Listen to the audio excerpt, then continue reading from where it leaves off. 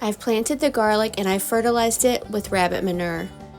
Next, I'm going to sow some turnip seeds.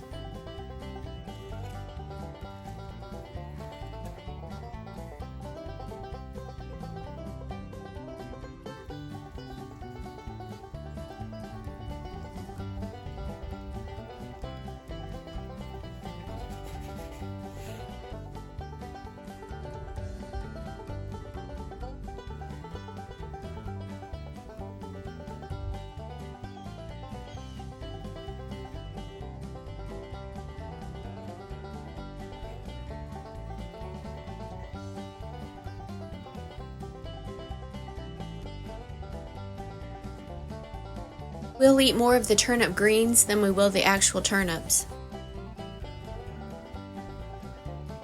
Turnips are a good snack for all of the animals though in the winter.